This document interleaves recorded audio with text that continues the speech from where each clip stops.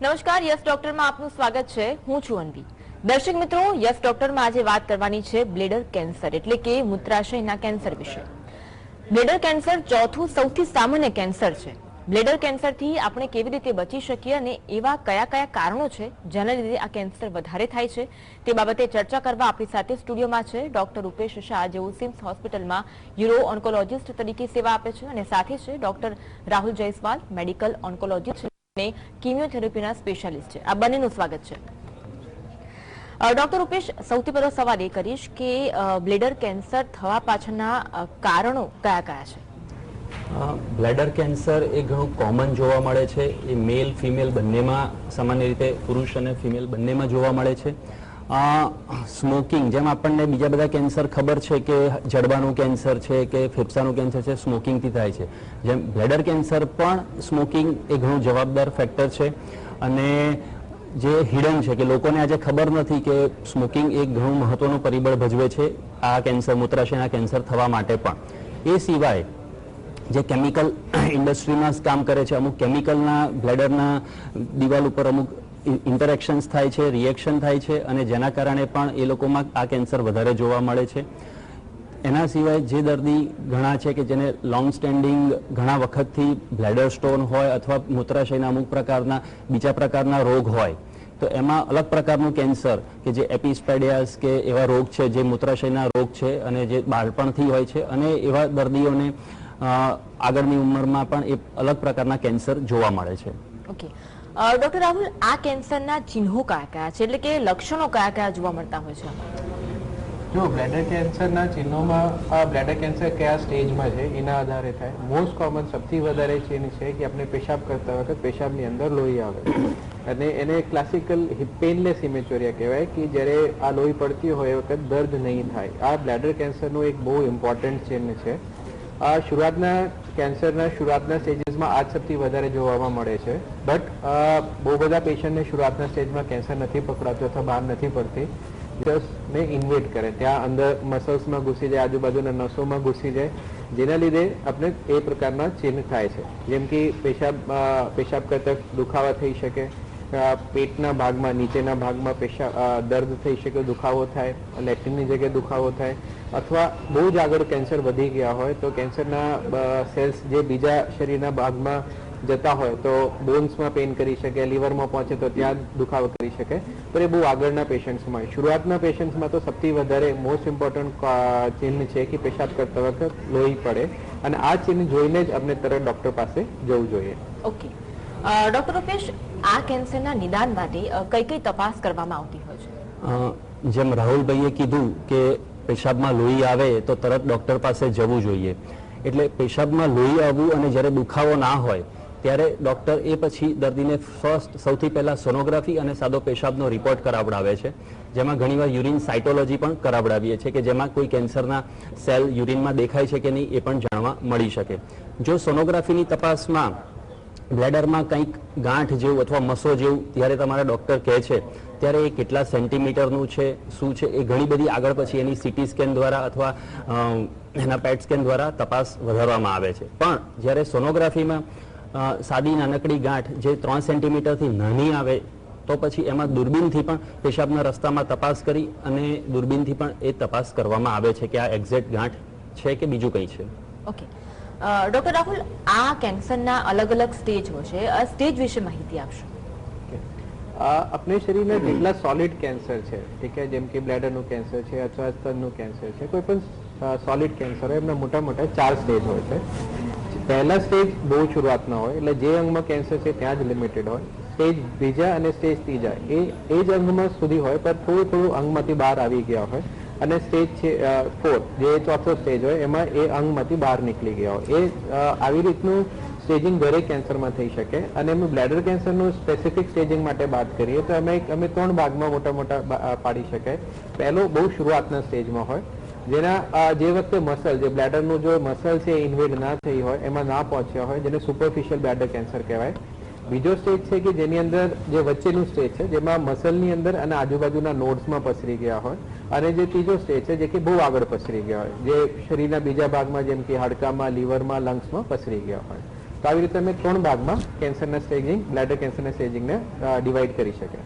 Okay doctor આમાં હું એક વસ્તુ ઉમેરવા માંગીશ કે બ્લેડર કેન્સરનું જે સ્ટેજ છે, તમે જાઓ તો બ્લેડર એક હોલો ઓર્ગન છે, વિશિયસ ઓર્ગન છે. એટલે બ્લેડર કેન્સરનું સ્ટેજ અંદર પેશાબની થેલીમાં કેટલા સેન્ટીમીટરની ગાંઠ છે એના આધારે નથી. કદાચ અહીંયા 2 સેન્ટીમીટરની ગાંઠ હોય, પણ એ જો દિવાલમાં વોલની અંદર ગયેલી હોય તો પછી એનું સ્ટેજ વધી જાય છે. એટલે દિવાલની અંદર, દિવાલના અમુક લેયર છે. ફર્સ્ટ, જેમ રાહુલભાઈએ કીધું એમ સુપરફિશિયલ લેયર, અંદરનું લેયર. તો જે સુપરફિશિયલ સુધી છે કે અંદર સુધી છે એના આધારે આખું સ્ટેજિંગ બદલાય છે. કદાચ 4 સેન્ટીમીટરની ગાંઠ હોય પરંતુ એ લ્યુમેનમાં હોય, એટલે કે બ્લેડરની અંદર હોય, પણ દિવાલની અંદર બહુ ના ગઈ હોય તો પણ એનું અર્લી સ્ટેજમાં હોઈ શકે. પણ નાની ગાંઠ 3 સેન્ટીમીટરની હોય અને એ અંદર ફેલાયેલી હોય અથવા એડવાન્સ હોય એવું પણ બની શકતું હોય છે. આ એક અલગ થોડીક વિશેષતા છે. ઓકે, તો આ કેન્સરના તબક્કાની વાત કરીએ. હવે કેન્સરના સારવારમાં સ્ટેજ વાઇઝ સારવાર થતી હશે, તો પ્રથમ સ્ટેજ કયો હોય છે સારવારનો? જ્યારે પણ સોનોગ્રાફી રિપોર્ટ અથવા સીટી સ્કેન રિપોર્ટમાં બ્લેડરમાં ગાંઠ લખાય છે ત્યારે સૌથી પહેલા દૂરબીન દ્વારા, એટલે પેશાબના રસ્તાથી દૂરબીન દ્વારા એને તપાસ કરવામાં આવે છે, જેમાં પેશાબની નળીની પણ તપાસ થાય. અને દૂરબીનથી જ એ નાની ગાંઠ હોય, 3 સેન્ટીમીટરથી નાની ગાંઠ હોય તો દૂરબીનથી કમ્પ્લીટલી એને કાઢી નાખવામાં આવે છે. અને દૂરબીનથી કાઢવામાં અલગ પેશાબની દિવાલની જેમ મેં કીધું એ પ્રમાણે એની બાયોપ્સી પણ લેવામાં આવે અલગથી, સેપરેટલી, કે જેથી આપણને એના દ્વારા ખબર પડે કે આ દિવાલની અંદર ગયું છે, મસલની અંદર ગયું છે કે બહાર સુપરફિશિયલ જ છે. એટલે એક સાથે જો સુપરફિશિયલ અથવા અર્લી કેન્સર હોય તો એની દૂરબીનની તપાસ દ્વારા એની તપાસ સાથે સારવાર પ્લસ એનું માઇક્રોસ્કોપિક સ્ટેજિંગ, કારણ કે કોઈ પણ સ્ટેજ જે છે એને માઇક્રોસ્કોપી દ્વારા કન્ફર્મ કરવામાં આવે. એટલે આ બધી જ વસ્તુ એને જેને અમે TURBT કહીએ, trans urethral resection of bladder tumour, કે એના દ્વારા આપણને એક્ઝેક્ટ માઇક્રોસ્કોપિક સ્ટેજિંગ મળી શકે. પણ જો ગાંઠ ઘણીવાર મોટી હોય, 5 સેન્ટીમીટરની, 7 સેન્ટીમીટરની હોય કે જે આખી પેશાબની થેલી એનાથી ભરાઈ ગઈ છે. ઘણી બધી વાર આપણે કેન્સર ઇન્સ્ટિટ્યુશનમાં જ્યારે હું હતો ત્યારે આ ટાઈપના પેશન્ટ વધારે આવે, તો એવા કેસીસમાં અમે ખાલી બાયોપ્સી, થોડો સામાન્ય ટુકડો લઈએ કે આ કયા પ્રકારની છે એ જોઈ અને પછી તબક્કામાં એની સારવાર કરવામાં આવે. સેકન્ડ સ્ટેજ હોય તો એ પ્રમાણે એડવાન્સની સારવાર કરવામાં આવે. ડોક્ટર રાહુલ, હાઈ ગુડ, લો ગુડ પણ હોતું હોય છે, તો તે વિશે, યસ, હાઈ ગ્રેડ, લો ગ્રેડ હોતા હોય છે, તો તેના વિશે થોડીક દર્શકોને માહિતી આપશો. ઓકે, એટલે બ્લેડર કેન્સરમાં હાઈ ગ્રેડ અને લો ગ્રેડ એટલે આ શું છે? ઠીક છે. જો અત્યારે જેમ રૂપેશભાઈ સમજાયું, મેં પહેલા સમજાવ્યું, જે મારા દર્શકોને જો મારો હાથ જોવાતો હોય તો આપણે આમ ગણીએ કે સપોઝ આ બ્લેડરનું વોલ છે. હવે અંદરની જગ્યાથી કેન્સર ચાલુ થાય તો અંદરના જે સ્કિનને ઇન્વોલ્વમેન્ટ થાય તો એ સુપરફિશિયલ બ્લેડર કેન્સર કહેવાય, અને જે વચ્ચેનું મસલને ઇન્વોલ્વમેન્ટ થાય તો આ deep muscle invasive bladder cancer કહેવાય. તો જ્યારે શરૂઆતના સ્ટેજમાં હોય, જ્યારે સ્કિનના સ્ટેજમાં હોય, અંદરની તરફથી જ્યાંથી ચાલુ થાય એ વખત કેન્સર ત્યાં સુધી જ હોય, તો એમાં અમે લો ગ્રેડ અને હાઈ ગ્રેડમાં ડિવાઈડ કરતા હોય. લો ગ્રેડ એટલે થોડું બગડ્યું અને હાઈ ગ્રેડ એટલે વધારે બગડ્યું. ઠીક છે, એ ટ્યુમરનું કેરેક્ટરિસ્ટિક, ટ્યુમરના કેવા એમની પાવર છે, તો સિમ્પલ કહી શકો લો પાવરનું અને હાઈ પાવરનું.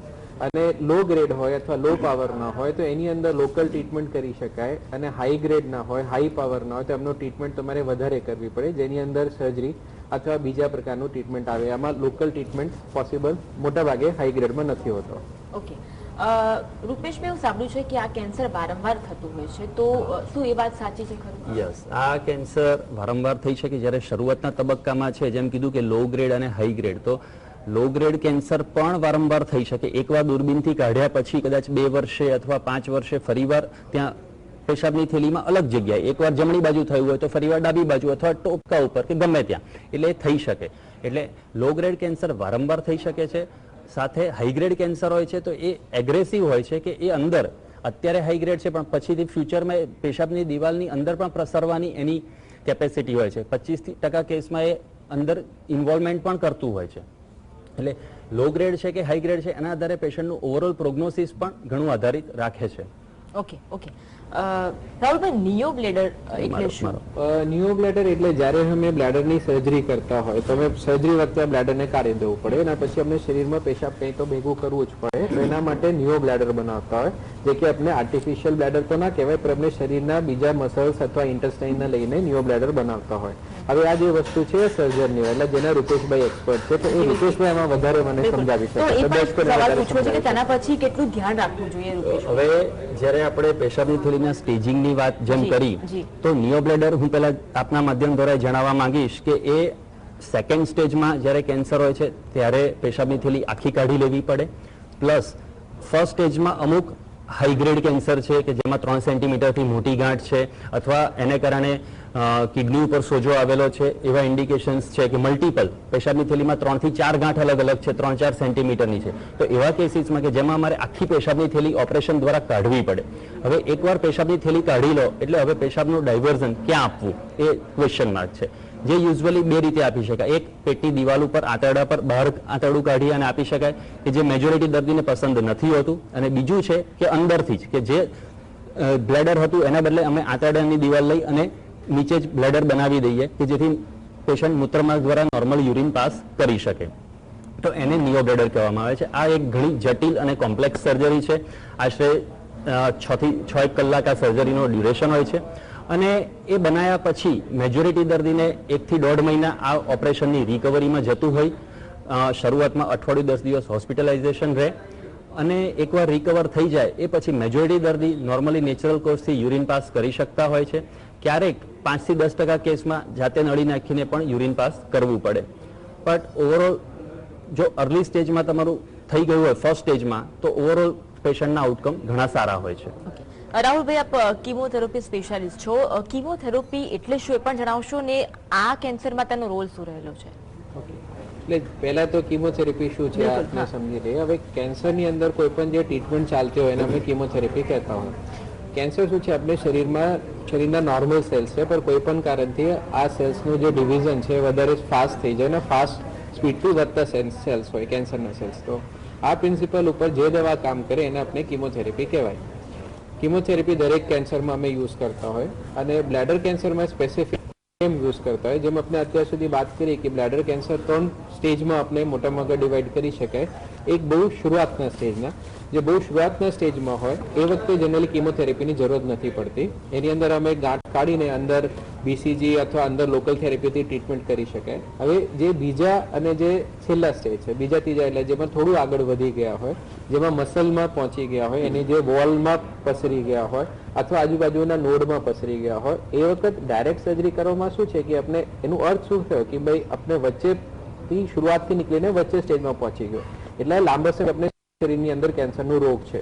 તો આમાં આપણે શરીરની અંદર કેન્સરના નાના નાના કણ પસરી ગયા હોય લોહીના દ્વારા, એ આપણે ખબર નથી હોતી. એટલે કોઈ પણ કેન્સર જ્યારે વચ્ચેના સ્ટેજમાં હોય તો પહેલા કીમોથેરાપી આપીએ છીએ. એનાથી રોગ પણ ઓછો થાય, કેન્સરની ગઠન પણ ઓછી થાય અને સર્જરી કરવામાં હેલ્પ મળે. અને બીજો કંઈ નાના નાના કણ શરીરના બીજા ભાગમાં હોય જે અત્યારે આપણે ના દેખાતા એના સામે પણ કીમોથેરાપી કામ કરે. તો જે વચ્ચેનું સ્ટેજ છે એમાં કીમોથેરાપી એક તો ગાંઠને ઓછો કરવામાં હેલ્પ કરે અને બીજી જગ્યાએ કંઈ રોગ પસરાય એની સામે કામ કરે. હવે આવે કીમોથેરાપીનો રોલ જ્યારે રોગ આગળ પસરી ગયા હોય, જેને અમે ચોથા સ્ટેજ કહેવાય અથવા રિકરન્ટ, એટલે એક વખત ટ્રીટમેન્ટ કર્યો ફરી પાછા રોગ આવ્યા હોય. આ સંજોગોમાં સર્જરી અથવા રેડિયેશન કામ નથી કરતો, કેમ કે આખા શરીરમાં રોગ પસરી ગયા હોય. એ સ્ટેજીસમાં આપણે કીમોથેરાપીથી પેશન્ટની અમે સારવાર હોય જેનાથી પેશન્ટને રાહત મળે છે, પેશન્ટની આયુષ્ય વધે છે, આ લોકોની તકલીફ ઓછી થાય અને પેશન્ટ અમારી સાથે વધારે લાંબા સમય સુધી જી શકે. હું આપને પૂછીશ કે આ થેરાપી કેવી રીતે આપવામાં આવતી હોય છે અને ઘણી વખત એવું બનતું છે દર્દીઓમાં કે તેના કારણે વાળ જતા રહેતા હોય છે, તો અન્ય કોઈ સાઇડ ઇફેક્ટ કીમોથેરાપીની ખરી? આ કીમોથેરાપી કેવી રીતે અમે આપતા હોય, જો કીમોથેરાપી જેવી રીતે અમે નોર્મલ પેશન્ટ દર્દી કોઈ માંદા હોય ને અમે બોટલથી ગ્લુકોઝ ચડાવતા હોય તો કીમોથેરાપી પણ એવી રીતે ગ્લુકોઝના બોટલ્સમાં મિક્સ કરીને આપતા હોય. જનરલી કીમોથેરાપી 4 થી 6 કલાકમાં મોટાભાગના પેશન્ટ્સમાં અપાવતી હોય. અમુક પેશન્ટ્સમાં અમુક પ્રોટોકોલ્સમાં એવા હોય કે 2-3 દિવસ દાખલ કરીને પણ આપવું પડે છે. દરેક પેશન્ટમાં અલગ અલગ પ્રકાર કીમોથેરાપી આપતા હોય પણ એ ગ્લુકોઝમાં મિક્સ કરીને જ આપતા હોય. હવે ખોટી માન્યતા છે કે કીમોથેરાપી આપતા વખત દુખાવા થાય અને શરીરમાં બળતરા થાય, એવું નથી. તો કીમોથેરાપી આપતા વખત કોઈ પેશન્ટને જનરલી કોઈ તકલીફ નથી હોતી. કીમોથેરાપી આપ્યા પછી કેવા આડઅસર હોય, તો આડઅસર મોટાભાગે અમે 2 પ્રકારના ડિવાઈડ કરતા હોય. એક આડઅસર જેની અંદર પેશન્ટને કોઈ ગંભીર સાઇડ ઇફેક્ટ્સ નથી હોતા, એ સામાન્ય સાઇડ ઇફેક્ટ્સ હોય જેની અંદર કીમોથેરાપી આપ્યા પછી 4-5 દિવસ સુધી અશક્તિ, વીકનેસ, ખાવાની ઈચ્છા ઓછી થાય, ભૂખ ઓછી લાગે, થોડું નોઝિયા, વોમિટિંગ થઈ શકે, શરીરમાં કળતર થાય, એ બધા સાઇડ ઇફેક્ટ 4-5 દિવસ સુધી રહે. એ બધા સાઇડ ઇફેક્ટ્સ ના થાય એના માટે અમે પહેલાથી બધા પેશન્ટને ટેબ્લેટ્સ આપતા જ હોય અને મોટાભાગના પેશન્ટને 1-2 સાયકલ લીધા પછી મનનું જે એન્ઝાયટી જતું રહે તો પછી આ બધા સાઇડ ઇફેક્ટ્સ બહુ નડતું નથી. બીજા સાઇડ ઇફેક્ટ છે કોઈ પણ કીમોથેરાપીના જે ગંભીર સાઇડ ઇફેક્ટ્સ હોય, જેની અંદર મેઇન છે લોહીના ટકા ઓછા થાય અને ઇન્ફેક્શન લાગે. હવે મોટાભાગના કીમોથેરાપીના આ ગંભીર આડઅસર થવાની શક્યતા 5% કરતાં ઓછી હોય છે. હવે બહુ બધી મેડિસિન્સ છે જેનાથી કાઉન્ટ્સ ઓછા નથી હોતા અને અમે 7-8 દિવસે બોલાવીને ચેક કરી લેતા હોય અને ખરેખર 5% કરતાં ઓછા દર્દીઓમાં એવું હોય કે ઇન્ફેક્શન લાગે અને એમાં પણ અડધા દર્દીઓને તમે ઓપીડી બેસિસ ઉપર ટ્રીટ કરતા હોય અને 100માંથી 1-2% દર્દીઓને ગંભીર સાઇડ ઇફેક્ટ થાય અને દાખલ કરવાની જરૂરત પડે, પણ મોટાભાગના પેશન્ટને કિમોથેરાપી સારી રીતે ટોલરેટ થાય છે. બિલકુલ બિલકુલ. તો આપણે બ્લેડર કેન્સર વિશે આગળ પણ વધુ જાણીશું, આપની સાથે આગળ પણ વધુ વાતચીત કરીશું. તો દર્શક મિત્રો, યસ ડોક્ટરમાં આગળ વધીશું, રોકાઈશું એક બ્રેક માટે. યસ ડોક્ટરમાં આપનું સ્વાગત છે. આપણે વાત કરી રહ્યા છીએ બ્લેડર કેન્સર વિશે. આપણી સાથે ડોક્ટર રૂપેશભાઈ, ડોક્ટર રાહુલભાઈ ઉપસ્થિત છે. આપણે બ્લેડર કેન્સર વિશે વાતચીત કરી રહ્યા છે. રૂપેશભાઈ, અત્યારે ઘણી બધી સર્જરી ઉપલબ્ધ છે બ્લેડર કેન્સર સામે. ઓપન સર્જરી હોય, આ સાથે દૂરબીનની મદદથી પણ સર્જરી થતી હોય છે, તો તે અંગે માહિતી આપશો. હા, જેમ મેં વાત કરી આપને અગાઉ કે જ્યારે શરૂઆતના તબક્કામાં એન્ડોસ્કોપી એટલે પેશાબના રસ્તા દ્વારા થાય એ દૂરબીનથી સર્જરી થાય, એ સિવાય પણ દૂરબીનથી સર્જરી પોસિબલ છે. પહેલા બ્લેડર કેન્સર જ્યારે જેને અમે રેડિકલ સિસ્ટેક્ટોમી કહીએ કે જેમ કીધું કે બીજા અથવા ફર્સ્ટ સ્ટેજમાં જ્યારે મોટું ઓપરેશન કરવામાં આવે છે, તો એ ઓપરેશન માટે ઓપન સર્જરી એટલે પેટ પર ચેકો મૂકી અને આખું પેશાબની થેલી કાઢવામાં આવે અને આંતરડા દ્વારા આખું નવું રિકન્સ્ટ્રક્શન કરવામાં આવે. તો એમાં તમે જોવો તો નાભીથી લઈને છેક નીચે સુધીનો આખો ઇન્સિઝન એમાં આવે, જેમાં દ્વારા પેશન્ટને થોડીક રિકવરી, થોડીક ડિલે થાય. જો દૂરબીન બે પ્રકારે થાય, એક લેપ્રોસ્કોપી જે આપણે કહીએ અને બીજું રોબોટિક સર્જરી, કે બંને વસ્તુ છે, બંને સિમિલર છે કે બંને દ્વારા એક્સપર્ટ સર્જન એની સર્જરી કરી શકે, બ્લેડર કાઢી શકે છે, કે જેના દ્વારા જે રિકન્સ્ટ્રક્શન કરવામાં આવે છે તો જેથી પેશન્ટની રિકવરી પણ એમાં ઇમ્પ્રૂવ થાય છે, જેમાં આંતરડાની મૂવમેન્ટ ઓપરેશન પછી જલ્દી વહેલી પાછી આવી જાય છે, જેથી દર્દીનો ખોરાક જલ્દી ચાલુ થઈ જાય છે અને દુખાવો જે ઓપરેશન પછી યુઝ્યુઅલી થતો હોય છે એ ઘણો ઓછો જોવા મળે છે. અને બંને તમે લેપ્રોસ્કોપી કરો કે રોબોટિક કરો, બંને સર્જરીના રિઝલ્ટ્સ ઓવરઓલ સારા જ છે. અને એકવાર એ પેશાબની થેલી નીકળી જાય, જેમ પછી આપણે વાત કરી કે જે રિકન્સ્ટ્રક્શન કરીને બ્લેડર આખું નવું બનાવીએ છીએ, એમાં આંતરડાનો આશરે 50 થી 60 સેન્ટીમીટર જેટલો સેગમેન્ટ લઈ અને આંતરડાને રિકન્સ્ટ્રક્ટ કરી, જેમાં કિડનીમાંથી જે બંને નળીઓ આવતી હોય એ નળીને ત્યાં આંતરડા સાથે જોડીએ, આંતરડાને નીચે મૂત્રનળી સાથે જોડી અને બધા પ્રકારે જોડી અને એને સેટ કરવામાં આવે છે. ઓકે. યુઝ્યુઅલી ઓપરેશન પછી મેજોરિટી દર્દીને વાંધો નથી આવતો, પરંતુ આ સર્જરી મેં જેમ આપને જણાવ્યું એમ જટિલ પણ છે. 10 થી 15% કેસમાં મેજર કોમ્પ્લિકેશન્સ અથવા મેજર રિસ્ક ફેક્ટર પણ રહી શકતું હોય છે. એટલે એ બધું દર્દીને સમજાવ્યા પછી જ આપણે આગળ વધીએ છીએ. પણ જો કંઈ ના કરો અને કેન્સર ફેલાઈ જાય અને તો પછી વધારે પરેશાની થઈ શકે ફ્યુચરમાં. Okay okay. ડોક્ટર રાહુલ, આપણે કિમોથેરાપીની વાત કરી, તો આ કિમોથેરાપી 100% કારગર સાબિત થતી હોય છે ખરી? જો તમારે 100% પૂછવાનું કારણ, હવે બહુ દિવસથી એટલે છેલ્લા અઠવાડિયાથી વોટ્સઅપ ફરે છે કે દવાથી આપણે ઇન્ટેસ્ટાઇન કેન્સર મટી ગયું. હવે આ શું છે? આ એક પ્રકારની ઇમ્યુનોથેરાપી છે જે આપણે બોડીના ઇમ્યુન સિસ્ટમને વધારે છે, કિમો કરતાં અલગ તરહથી કામ કરે છે. પણ આ જનરલી શું હોય કે આપણે દરેક કેન્સરમાં એક MSI નામની વસ્તુ હોય છે, ઠીક છે, એક કેરેક્ટરિસ્ટિક હોય ટ્યુમરમાં, જે આ હોય ટ્યુમરની અંદર, તો પછી અમે ઇમ્યુનોથેરાપી યુઝ કરતા હોય અને અમે લાસ્ટ 2-3 વર્ષથી યુઝ કરીએ છીએ. પણ પ્રોબ્લેમ આ છે કે જે MSI હાઈ ઇન્ડેક્સ છે ઓનલી 5% કેન્સરમાં હોય છે, તો એમાં ઇમ્યુનોથેરાપી કામ કરે. પણ હું એક વાત દર્શકોને કહેવા માંગુ છું, છેલ્લા 15-20 મિનિટથી મોટી મોટી કિમોથેરાપી, ઇમ્યુનોથેરાપી, સર્જરીના બહુ બધા ડિસ્કસ કરતા હોય અને બહુ બધા દર્શકોને ભીખ લાગતી હોય. પણ જો હું એક બહુ ઇમ્પોર્ટન્ટ વાત કહેવા માંગુ છું કે આ બધા જ્યારે આગળના સ્ટેજ હોય ને તો બધું કિમોથેરાપી સર્જરી આવે. જે સૌથી પહેલા આપની વાત થઈ હતી કે પેશાબ કરતા વખત લોહી, એ સૌથી મોસ્ટ કોમન ઇમ્પોર્ટન્ટ ચિહ્નો છે. આ શરૂઆતના કોઈ પણ પેશન્ટને આમ થાય તો આપણે શું થાય, આપણે ડરી જતા અને આપણે ડોક્ટર પાસે નથી જતા અને 6 મહિના પછી રોગ આગળ વધીને લઈને આવતા હોય. એટલે કોઈ પણ પેશન્ટને સપોઝ પેશાબની વખતે એમાં લોહી પડે, તરત ડોક્ટર પાસે જાઓ, તપાસ કરાવો અને શરૂઆતના સ્ટેજમાં બ્લેડર કેન્સર એમને પકડી લઈએ ને તો આ કિમોથેરાપી સર્જરીની કોઈ જરૂરત જ નથી. આપણે છે ને કેન્સરથી ભીખ નથી રાખવું જોઈએ, કેમ કે બહુ બધા એડવાન્સ થઈ ગયા છે. પણ આપણે શરૂઆતના સ્ટેજમાં પકડી લઈએ ને તો બહુ બધું એડવાન્સમેન્ટ ટ્રીટમેન્ટની જરૂરત જ નથી. શરૂઆતના સ્ટેજમાં ભીખ ના રાખીએ અને પહોંચી જાય ને તો ડોક્ટર પાસે, તો એટલી બધી heavy chemotherapy, immunotherapy, targeted therapy અને સર્જરીની જરૂરત કદાચ મોટાભાગના પેશન્ટમાં પડે નહીં. બિલકુલ બિલકુલ. રૂપેશભાઈ, એક સવાલ કરવા માંગીશ કે જ્યારે પણ કેન્સર શબ્દ સાંભળીને તો દરેક લોકોના ટેન્શન થઈ જતું હોય છે, તો ફર્સ્ટ સ્ટેજમાં જેમ ડોક્ટર રાહુલે પણ જણાવ્યું કે રિકવરી થતી હોય છે, તો જે દર્દી છે તેમને ડરવાની જરૂર નથી, શું કહેશો? યસ, તમે જેમ રાહુલભાઈએ કીધું એમ કે શરૂઆતના તબક્કામાં કેન્સરમાં, કોઈ પણ શરીરના કેન્સરમાં જ્યારે શરૂઆતના તબક્કામાં એનું નિદાન થઈ જાય છે તો આપણે ક્યોર આપી શકીએ છીએ. કેન્સરમાં અમે 3 પ્રકારે સારવાર કરીએ છીએ. એક ક્યોરેટિવ હોય કે જેમાં સંપૂર્ણ નાબૂદ થઈ ગયું હોય, બીજું કંટ્રોલ થાય, જેમ વાત કરી કે એડવાન્સ સ્ટેજમાં કેન્સર હોય કે જે બહાર ફેલાઈ ગયું છે તો એને તમે કંટ્રોલ કરો છો, તમે કિમોથેરાપી અથવા સર્જરી કે મૂકો. અને ક્યોર, કંટ્રોલ અને છેલ્લું છે પેલિએશન, કે જ્યારે ચોથા સ્ટેજમાં કેન્સર વધી ગયું છે, પેશાબમાંથી લોહી પડે છે, ગઠ્ઠા પડે છે, પગે સોજા થઈ ગયા છે, ખાવા પીવાનું નથી લઈ શકતા, એટલે એ સ્ટેજ સુધી ના જાય એના માટે જો શરૂઆતમાં જ કંઈક તકલીફ પડે અને ડૉક્ટર પાસે પહોંચી અને એની સારવાર જે પણ હોય એ કરાવડાવે એ બહુ જરૂરી છે. કારણ કે આપણે ત્યાં ઘણી બધી વાર એવું થાય છે કે એકાદ વાર સાહેબ લોહી પડ્યું હતું પણ પછી તો કે સારું હતું મહિનો, અને કે પછી પાછું હમણાં ફરી વાર પડ્યું, આવું 3-4 વાર થાય અને પછી 6 મહિને જ પેશન્ટ આવે. એટલે ત્યાં સુધીમાં જે 2 સેન્ટીમીટરની કે 1 સેન્ટીમીટરની જે ગાંઠ ડેવલપ થતી હોય એ મોટી થઈને 5 સેન્ટીમીટરની થઈ જાય.